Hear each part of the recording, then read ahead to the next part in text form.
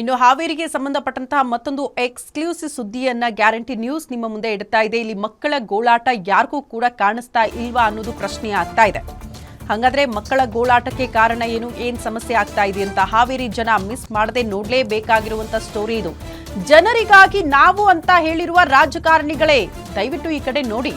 ಇದು ಹಾವೇರಿ ತಾಲೂಕಿನ ಮಕ್ಕಳ ಕರುಣಾಜನಕ ಕಥೆಯನ್ನ ನಿಮ್ಮ ಮುಂದೆ ಇಡ್ತಾ ಇದ್ದೀವಿ. ಗ್ಯಾರಂಟಿ ನ್ಯೂಸ್ ನಲ್ಲಿ ಹಾವೇರಿ ಜಿಲ್ಲೆಯ ಎಕ್ಸ್ಕ್ಲೂಸಿವ್ ಸ್ಟೋರಿ. ಸರ್ಕಾರದ ಶೂ ಹಾಗೂ ಸಾಕ್ಸ್ಗಾಗಿ ಮಕ್ಕಳು ಕಾದು ಕುಳಿತಿದ್ದಾರೆ. ಇನ್ನೂ ತನಕ ಅವರಿಗೆ ತಲುಪ್ತಾ ಇಲ್ಲ.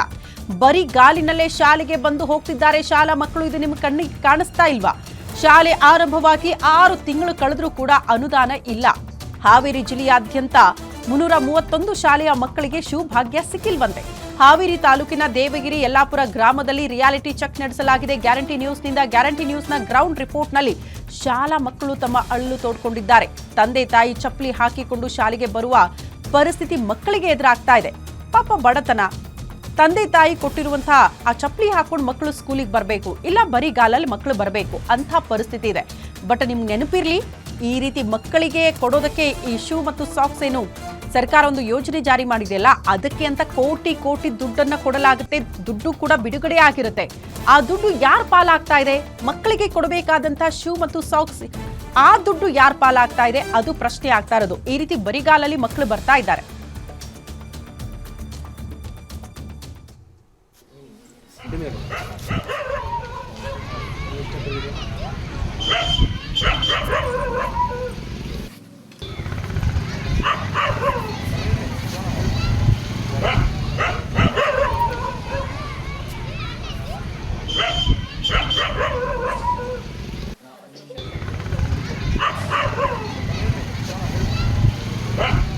ನಮ್ ಕಾಲೆಲ್ಲ ನಡ್ಕೊಂಡ್ ಬರ್ತವ್ರಿ. ಮನ್ಯಾನರ ಇಲ್ಲ ಚಪ್ಪಲಿ ಹಾಕೊಂಡ್ ಬರ್ತವ್ರಿ. ಕಾಲ್ ಸುಡ್ತವ್ರಿ, ತೊಂದ್ರೆ ಆಕತಿ.